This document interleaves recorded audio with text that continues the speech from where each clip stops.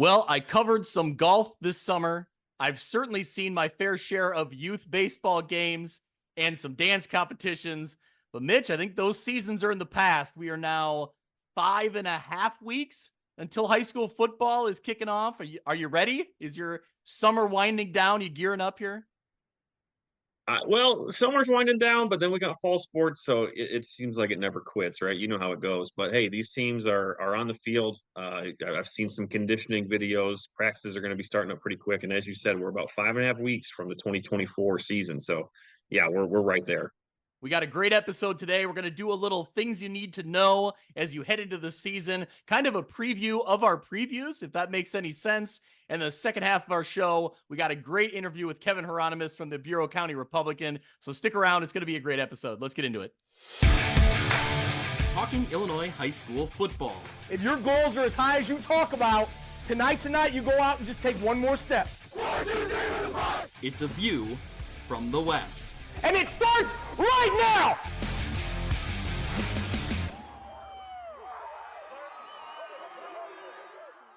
Welcome into View from the West podcast, the podcast covering Illinois high school football on the western side of the state of Illinois. I'm your host, Greg Armstrong, joined once again, as always, by Mitch Stormer. Mitch, I love being here on this podcast with you, but I do have to admit, my son is in the room right next to us playing College Football 25. I'm a little jealous. Yeah, I do not have a next gen system, so I have not ventured into that world yet. But I mean, I'm like you and like so many others.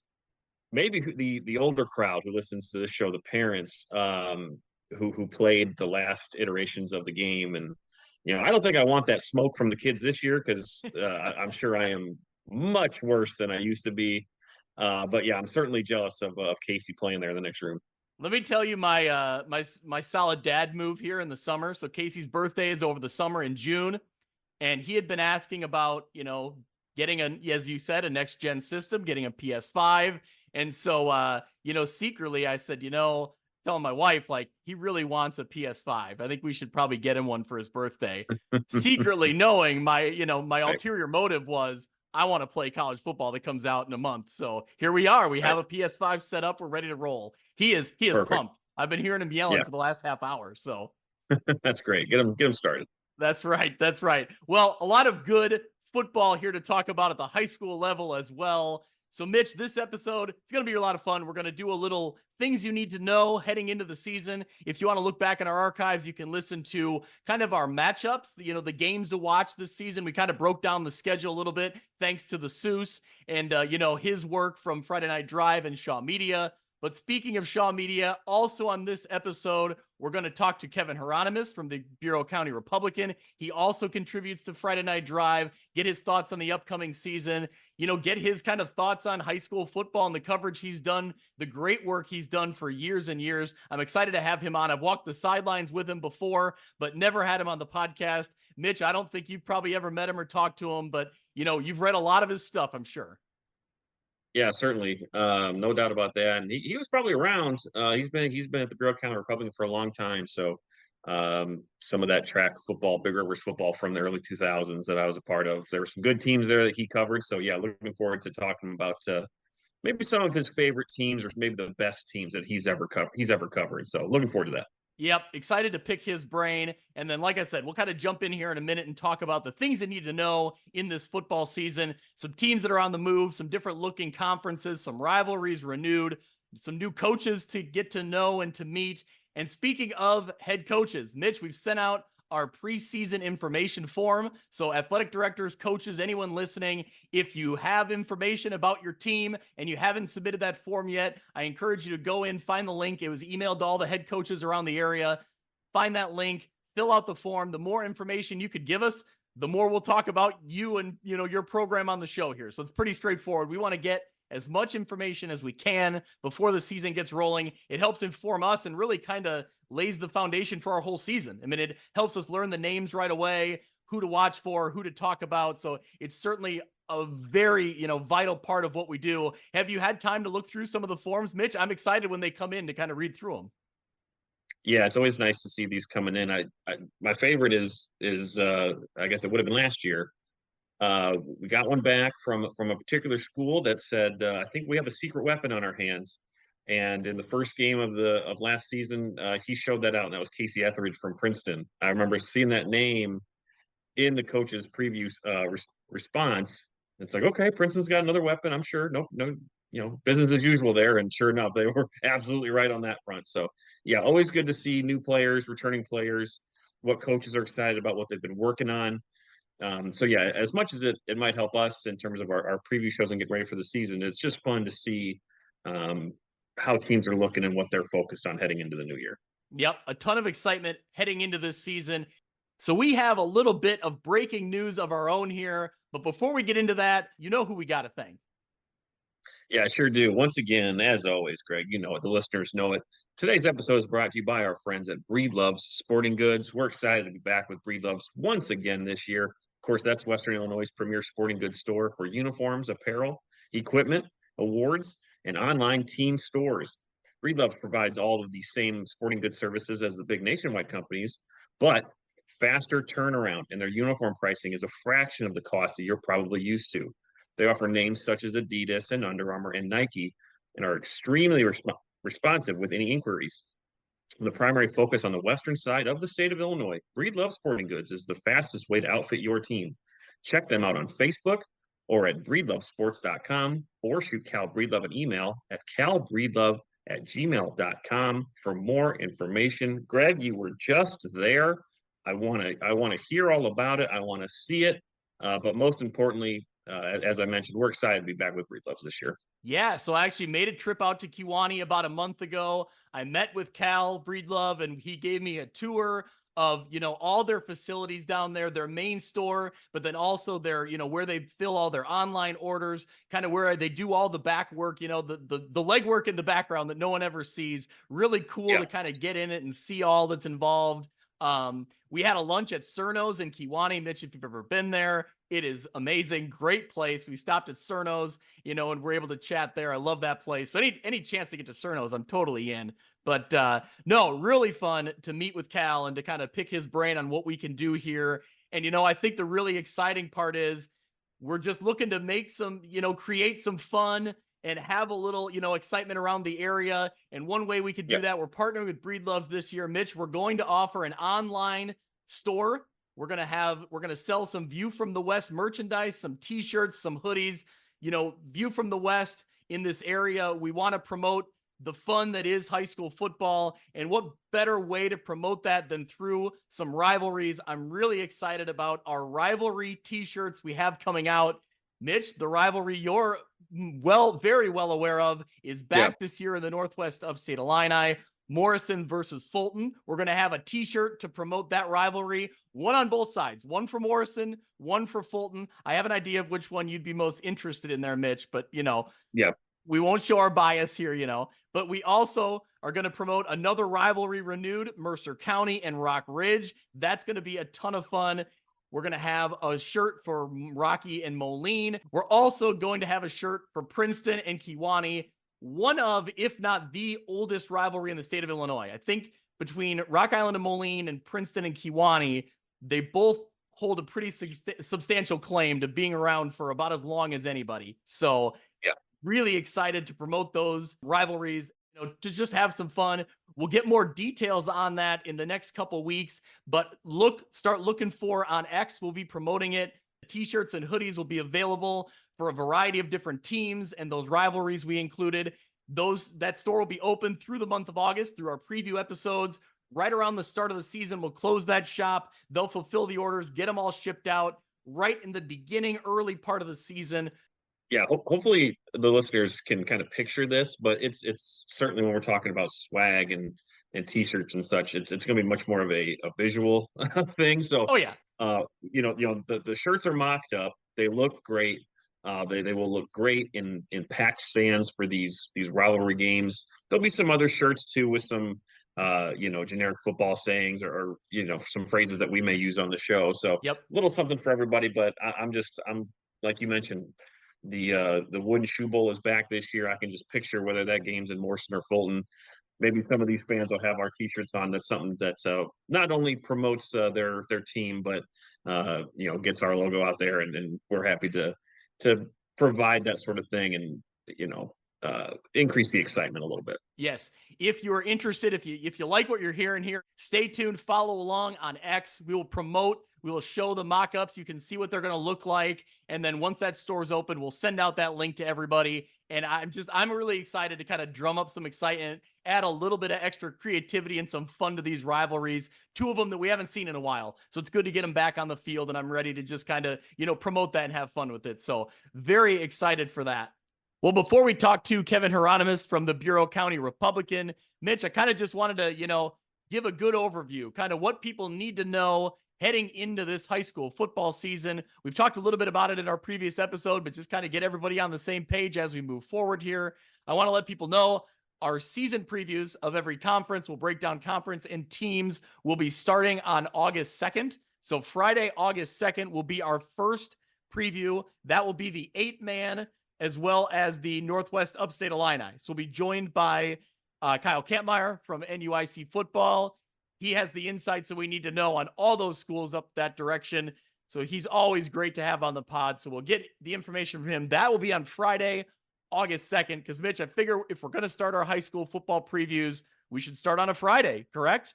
You know? That's right. Absolutely. So we'll kick those off on Friday, the 2nd. Then a few days later, on Tuesday, August 6th, you can look for the Lincoln Land preview. We'll have that one ready to go. The following Tuesday, we'll start our Tuesday rotation. Then from here on out, on August 13th, we'll have the Three Rivers Athletic Conference, followed by August 20th, the Western Big Six preview.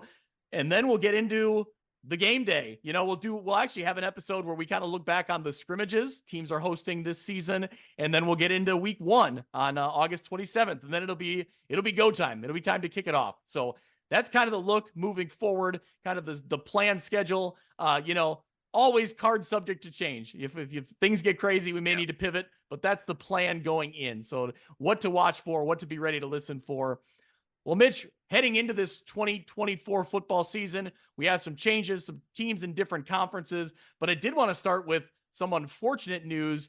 It's confirmed back in May that Acquin High School has closed its doors. So Acquin High School out of Freeport, Illinois, the member of the Northwest Upstate Illini for a long time, is no more. Well, we kind of texted back and forth on that, Mitch, but what were your initial thoughts, your reaction?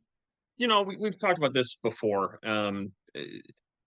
Certainly with smaller schools, doesn't always have to be a parochial school or a Catholic school, but sometimes they do kind of meet this situation first. I would say, we've seen, not to this extent, we've seen similar decline at Alleman. Obviously, there's good news there in that it's coming back, but it doesn't, negate the fact that smaller schools in smaller communities, or really any community, I should say, times change. And unfortunately for Acquin, it just, it ran out on them in terms of numbers.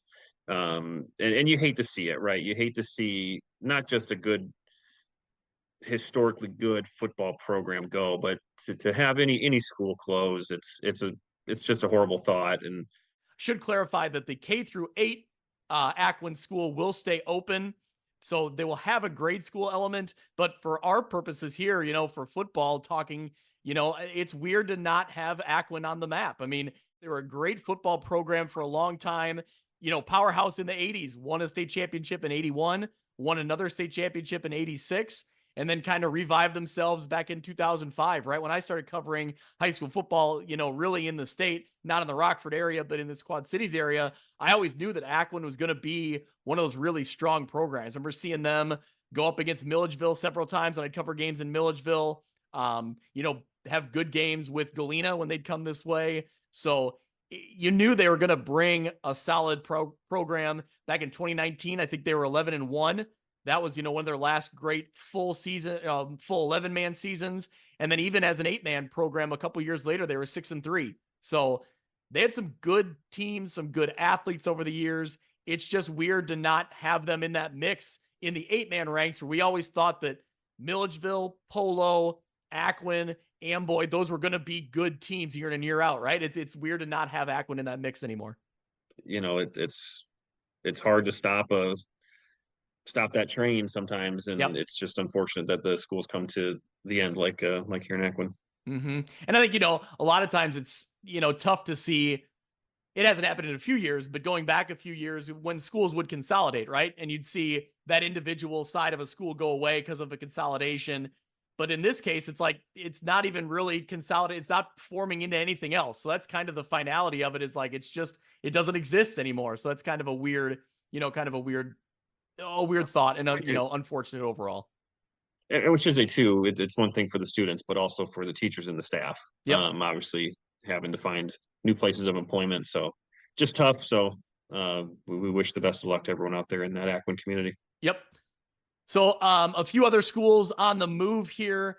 Looking around, we've talked about them: Mercer County to the Three Rivers Athletic Conference, Bureau Valley to the Lincoln Land, so the Lincoln Trail Prairie Land Conference. They'll be in the large side. We'll talk more about that with Kevin Hieronymous coming up later on. Morrison to the Northwest Upstate Illini. So as we referenced, the rivalry with Fulton, the Wooden Shoe is back. They had that first round matchup in the playoffs a year ago. That's back in full in the regular season now. And then we also got some head coaches, Mitch, some new head coaches in new places. Yeah. Hall has a new head coach that Kevin Hieronymous will get into in a few minutes. But we also have Matt Furlong, who Geneseo's new head coach. Talked about him coming from Cary Grove. Sean Hickey has taken over as Galesburg's head coach. And you have Andrew Goodwin stepping in for United High School.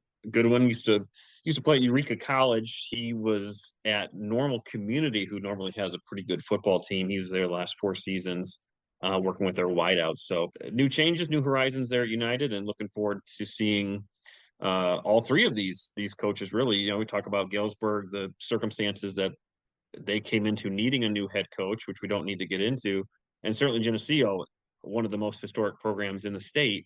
Anytime that there's a coaching change there's going to be intrigue and interest to see what those teams look like. So, yeah, a lot of good storylines here with the teams moving conferences, new coaches, all that. So, yeah, these next 5 weeks are going to be interesting, to say the least. And then certainly once the season starts, will be storylines aplenty, I think. Yeah, for sure. I'm very excited to see what Furlong, can bring to Geneseo. He's been at a great program like Cary Grove. And also, like you mentioned, Coach Goodwin from Normal Community, and, coming from that bigger school football, bringing that to United, see what he can do at this 1A level. And Sean Hickey, he's been around Galesburg High School. I believe he's worked at Galesburg High School for several years. So he's very familiar with the program already. I think that's a good hire for the interim basis. Yeah. I think he's still an interim coach, but, in the kind of time crunch they're in, it's, I think a good fit there. So see what he can do in Galesburg. But all right, Mitch, let's take a quick break and sit down and talk with Bureau County Republican sports reporter Kevin Hieronymous. The Quad City's first and only fantasy football show, For Fantasy's Sake, has you all covered when it comes to all of your fantasy football needs. The guys come to you live every Sunday morning during the football season from 10 to 11:30. They've got the best analysis, rankings, DFS, and gambling advice between the Rock and Mississippi Rivers. So tune into For Fantasy's Sake every Sunday during the football season from 10 to 11:30 a.m. on Facebook and YouTube. Welcome back to the show. Joining us now, Hall of Famer, Bureau County Republican sports reporter Kevin Hieronymous.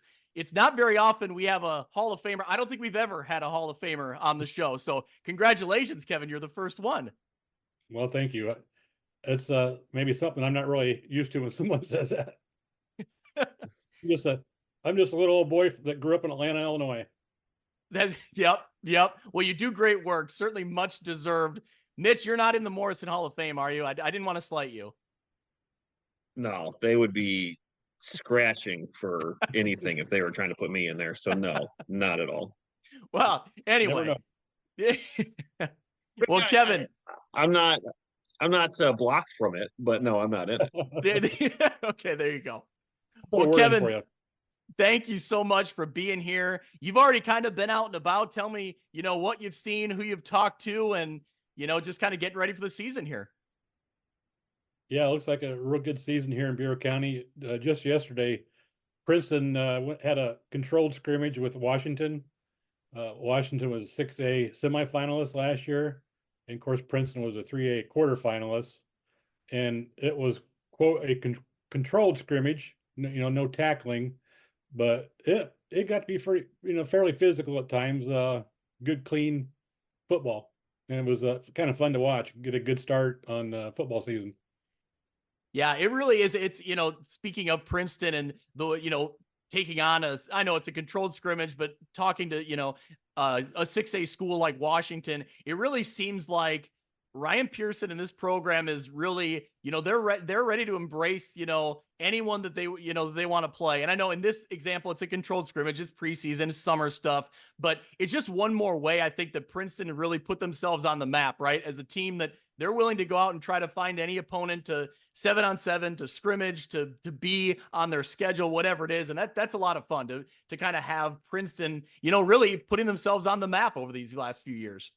Oh, for sure. Yeah, Ryan doesn't back down from anybody. I mean, he picked up Sterling there as a non-conference game a couple years ago and beat him. Yep.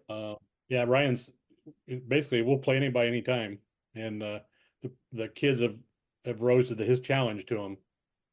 Been playing top-notch football here, since Ryan's been here. I was going to add on to that. It just, if you go back a couple years when they played Lena Winslow, I mean, Right. it's just that sort of just mentality that, hey, we got an open week. There's a lot of that going around now with teams folding or not fielding a team for the year, or teams switching conferences. They might have an opportunity for an open week, and I think we've seen teams that get in trouble a little bit when it comes to playoff points by not playing a game. And so again, if teams would continue to adopt that sort of mentality, like, hey, let's find a game, any game, get it on the schedule and play it. And Princeton leads the way, I think, in that space. But just to start off, Kevin, here, you've been around a while, and you've seen plenty of teams, but just looking at this year, I know we're early, we're in July. The dog days aren't here quite yet, but maybe what are you looking forward to this year? Maybe just in terms of teams that you've seen. I know you just said you talked or watched Princeton or coaches that you've spoken to. What are some things that you're looking forward to this year? Well, just continue on with Princeton. Let's see if Princeton can get over that quarterfinal hump this year. They've had some stellar teams here, 3 straight quarterfinal appearances, and then throw in a semifinal in 19. They've always run into a tough opponent there in that quarterfinal, either Madison or Elmer's Immaculate Conception, and Yep. It just been tough. But so that'll be the big thing to see if Tigers can get over that hump this year. Ryan just keeps reloading, it seems like, and this could very well be the year. They were so close to beating Elmhurst here 2 years ago when Tegan Davis was the all-stater and leading the way. He's now in Iowa, and I mean he was just a one slip tackle on interception return for them winning that game, and they lost in overtime. And yeah, that's definitely one thing that everybody's wanting to see if they can get over that hurdle. Yeah. Also, I'd say in my area would be Bureau Valley switching to new conferences this year. It'd be interesting to see how they fit into the Lincoln Trail Prairieland. Yeah, talk to me a little bit about that. We'll pivot to Bureau Valley real quick. Have you talked to Coach Pistol or anybody with Bureau Valley? Kind of, what are their initial thoughts on? I don't know, but I think from me, when I saw they were moving to the Lincoln Trail Prairieland, I had hoped they'd fall into the smaller division. So they would be playing local, closer teams like Anawan Weathersfield and like Rova Williams Field. And that didn't happen that way. They ended up just directly replacing Mercer County in that large field side. What's the thoughts from the school and, from people around the program? Yeah, I don't think it's going to get any easier for them, being that large school side. I know Coach Pistol says they're excited to make that change, make that move. And he says, hey, it's not going to be any easier for us to get some tough teams there. He had a good thing going last year. Some people had picked them not to win any games, and they won some games last year. So you won't find anybody more optimistic than Coach Pistol, and he just loves that Storm program. He's the old Storm quarterback, and he bleeds Storm Columbia blue. And if anybody can get him going, it's Matt Pistol.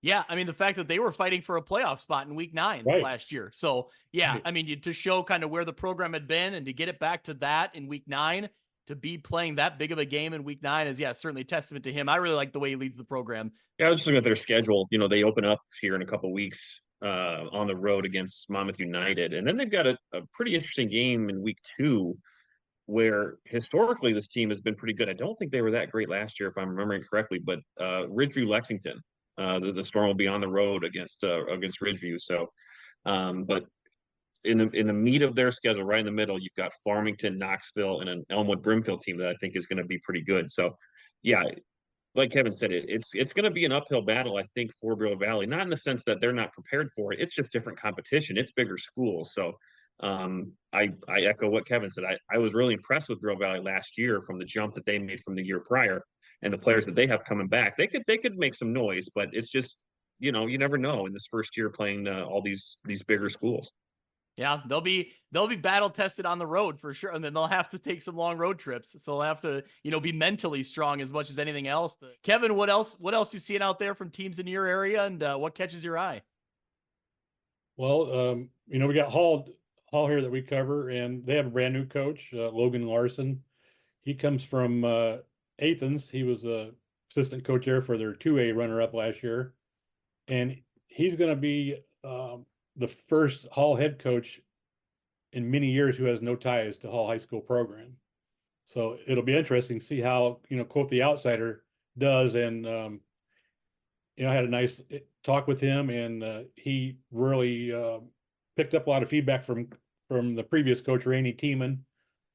Tiemann talked to him about their tradition, which Hall has, rich tradition, and told him maybe some things that, that he could improve on. And Logan just looks like maybe the perfect candidate to build this Hall Red Devil tradition back up.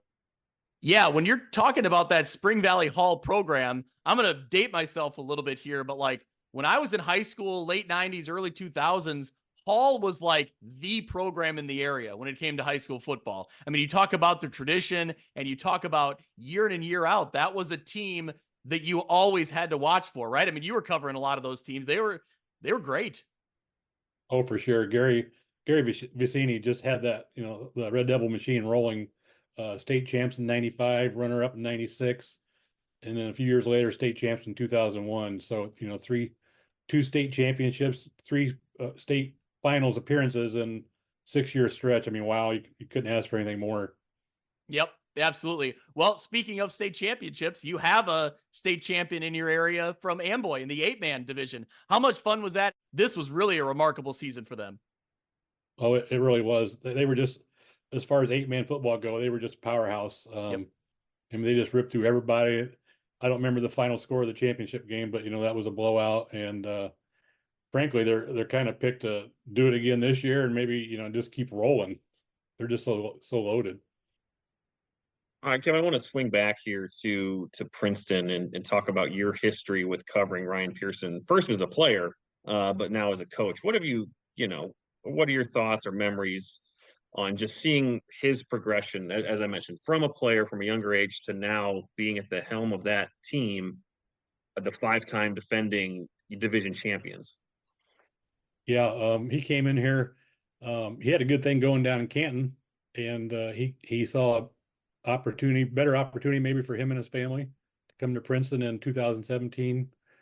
First year was a little rough, 3-6, but ever since then, man, they've just been, they win conference every year, going to quarterfinals or semifinals, and Ryan just has things going. He's really made Princeton just a consistent year in and year out elite team. As we said before, they're ready to play anybody anywhere, and he's got all his kids they believe in the system. He has fear the stripes, and I think they put the fear into people. Well, that was gonna be my question. Is that something that's instilled out there at the youth stage? Is the younger programs buying in at that early? Is that why that machine just kind of keeps on turning and has players coming year in and year out making a difference? Yeah, I would agree. The youth program here has always been strong. I think Ryan's maybe turning it up a notch, and they just keep producing talent. We just had it was Rondé Worrells a few years ago, talented running back. And those kids graduate and they don't seem to, Tegan Davis graduates and they don't seem to miss a beat. It's just amazing.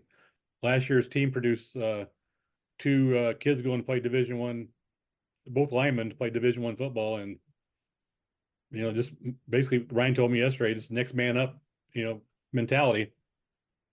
We've talked about, kind of the youth in the program, or the way that he, gets the youth programs involved, and, just the way everybody buys into his system.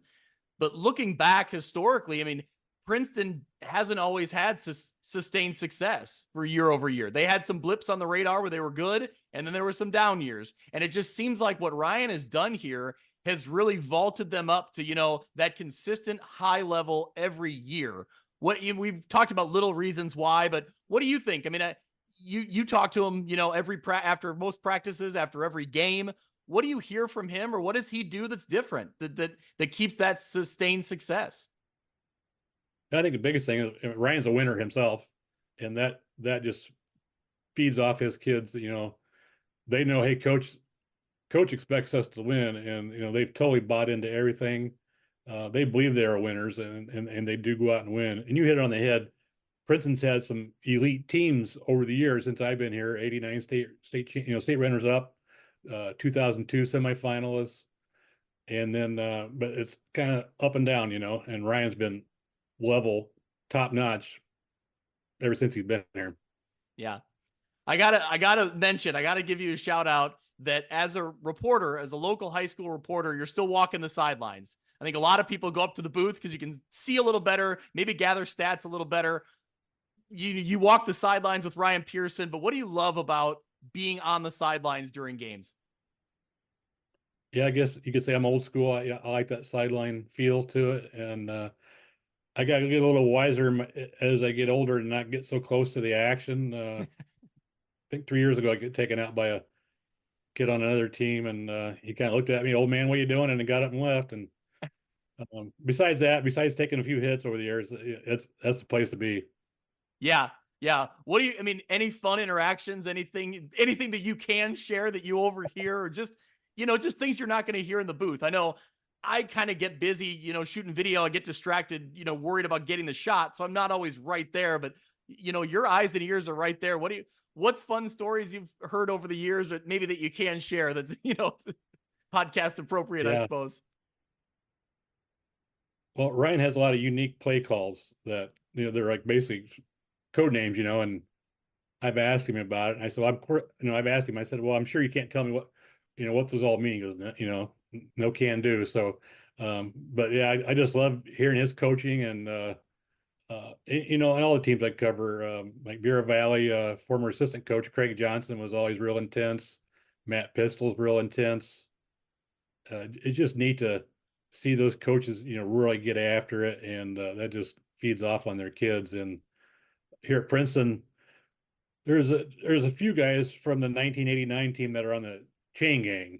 So of course we talk about the old days with them, and they have a lot of stories, not all of them true, we talk about. So that makes it fun to have those connections. All right. You brought up the 89 Princeton Tigers, 89-90 Princeton Tigers. One of my favorite stories ever. Dan Pearson, creator of the Highlight Zone, sports reporter and anchor for Channel 6, KWQC for years and years, still does a great job. Still does a great job with Fellowship of Christian Athletes. What was that? I know where you're going. Yeah. Okay. Yes. Okay. His story goes that would it have been in 89, and then going into before the 90 season, he interviewed a Princeton player who said the quote, something about last year we showed up and we were like, oh my gosh, it's Alleman. And Alleman was a really good program at the time, and Princeton and them were kind of, battling back and forth. And so he said, last year we showed up and we said, oh my gosh, it's Alleman. This year we're going to show up and Alleman says, oh my gosh, it's Princeton. So you remember that quote? Do you remember who said it, or, Oh, yeah, that's one of my all-time favorite quotes. It comes from Sean Schickel, who is a fullback for the Tigers. Whenever I see him, I always bring that quote up, and brings a smile on his face. That was leading into, I think that actually came after Princeton beat Allman in the '89 playoffs here, and Sean came up with that line, and me and Dan were covering it. Just me and Dan talk about it all the time ourselves. Just a classic line, and that particular game just really stands out in my memory. Bryant Field was just packed, easily 4,000 plus people there, and Allman had been kind of the big bad boy in the playoffs previously, and then it was the Tigers' turn this year, and they won that game and just kept. I can still see plays in my head. Chad Hamill popping down the sideline with a touchdown. Jay Alder making a block on that play. Their theme that year was Tiger style running wild, and crafted by assistant coach Steve Kaiser, Coach Kai. He was handy on the guitar, and he could sing a few tunes, and he crafted that song. So if you think of '89 football team as Tiger style running wild, it's like their very own version of the Super Bowl Shuffle. it was exactly, yeah. I love it. I love it. Yeah. Mitch, you wanted to pick his brain on some of the greatest teams he's ever seen or greatest athletes, so that this may be your chance here. Yeah, well, I'm just curious. Having seen the teams that you've seen in that area, we talked a little bit about the Hall teams of the past or Princeton teams of the past. My mind being a graduate in '06, those Bureau Valley teams. So I'm just curious from your perspective, some of the best or maybe the best teams that you've ever covered. Well, if you're going to go by teams, '89 Princeton was the first great team that I covered. They still may be the best team I covered. We've had a lot. I mentioned the Hall state champions, '95 and 2001. Then you talked about Bureau Valley. The '05 team was what we called the perfect storm. They're undefeated state champions. And that was just a fantastic season. That was on the heels of their 2004 team reaching the state finals and losing. And they graduated nearly all of their top players. And the 2005 team came back and just, ran the table.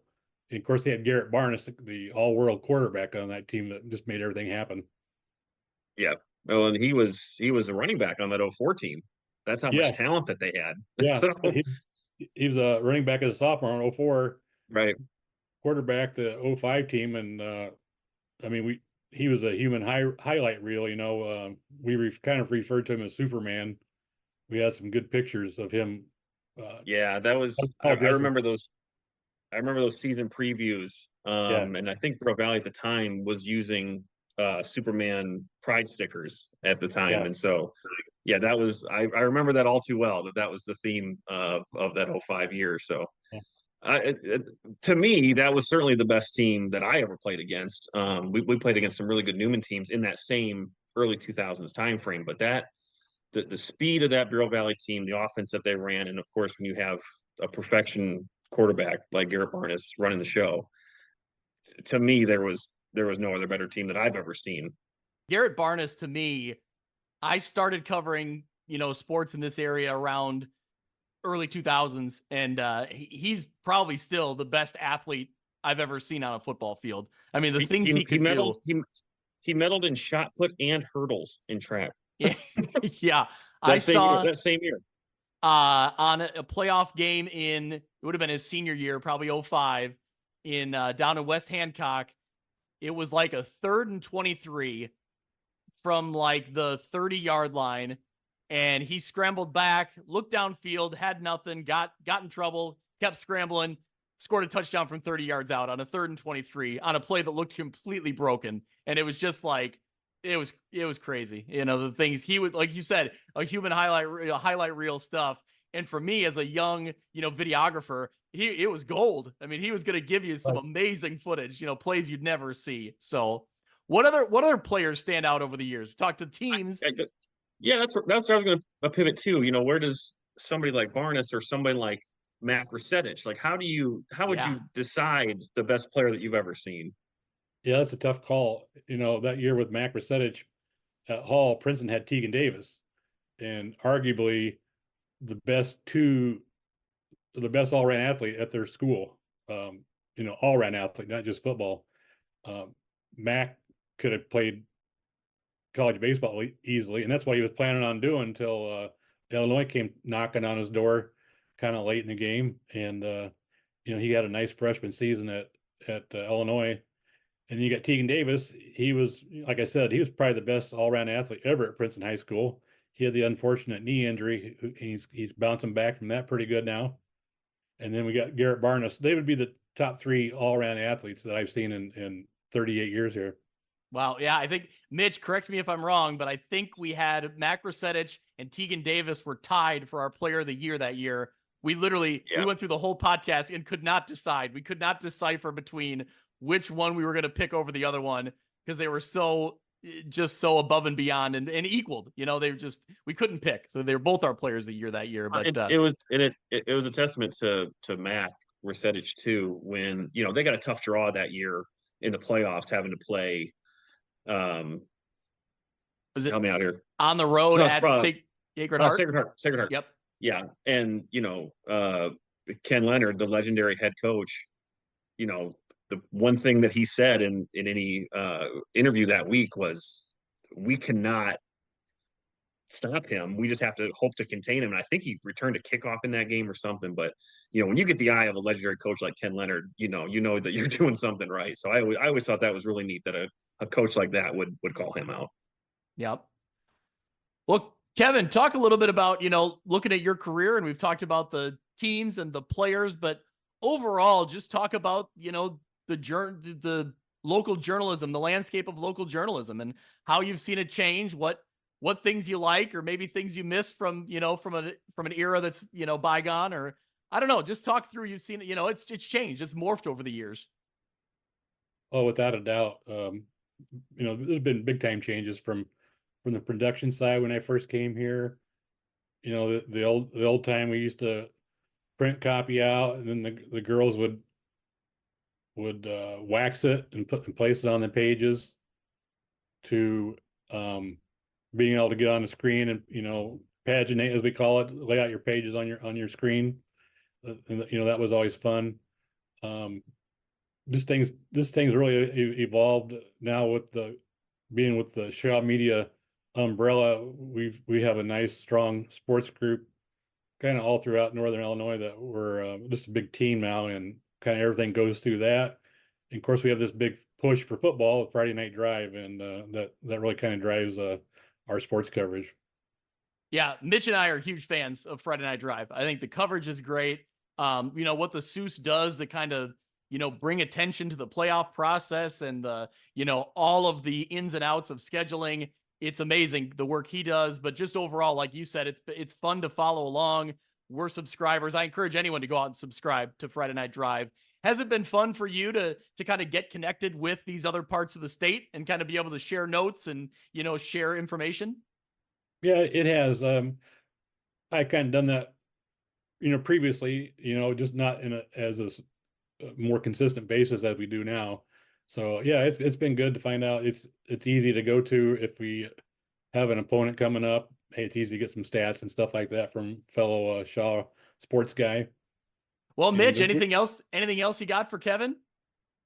No, I think we've covered everything that we wanted to pick Kevin's brain about. Obviously, we're all in preseason mode. So as the season gets closer, and certainly as it progresses week after week, there's going to be storylines that are going to change or that we didn't expect. So looking forward to Kevin's coverage, looking forward to all the teams in his area, certainly because we, cross paths a little bit with those teams. So yeah, I think this is going to be fun, and looking forward to talk to Kevin again, probably once the season is winding down, maybe for a playoff preview type of thing. But yeah, looking forward to it. Yeah, for sure. So I'm sure you'll be, hitting fields for high school practices for previews, but where are you going week 1? You got it mapped out yet? I think I got to take a little closer look at that again. Princeton's kind of my big beat, but I also make sure I cover, get Bear Valley. Bear Valley's gonna be a little more of a tougher challenge this year with their distances. I think the road trips are like average 97 miles. Yeah. So we'll have to look forward to them catching them at home when we can. Yep. You've got Princeton hosting Newman week 1, and then the big one, they go on the road to Rock Ridge. Yeah. Yeah, I'll be hitting that Newman game here for sure that night. That's always a good game, as we know. Two programs with a lot of history there. That'll be a good one. All right. Well, maybe I'll walk the sidelines with you on that one. That sounds like a good way to kick off the high school football season. For sure. Well, Kevin, yeah. Thank you so much for joining us, and have fun out there on the practice fields, and get some good quotes, get some good stuff, and we'll be reading along for sure. Sounds good. Thanks for having me. If I can make one correction I made, I said Princeton played Addison recently. It was Lombard Montini. There you go. The journalist in you would not let it go without correcting it. So there you go. I had a blip back to the 2002 season. That's why when Princeton played Addison. Well, Yeah, Driscoll's who beat Bureau Valley in that 04 season. Right. There you go. Yep. I didn't catch it when you said it. I didn't even, but now that you say it, yep, there you go. All right. Well, have a great season. We'll catch up with you, later on throughout the year for sure. Thanks a lot, guys. Thanks, Kevin. That'll do it for this week's episode of View from the West. Thank you so much for listening. I encourage you to go out to Apple Podcasts or Podbean and subscribe so you can follow along, and downloads will come automatically every week. You can follow along on Twitter at ViewFromWestPod. You can also email me if you're interested in being a sponsor, viewfromwestpod@gmail.com.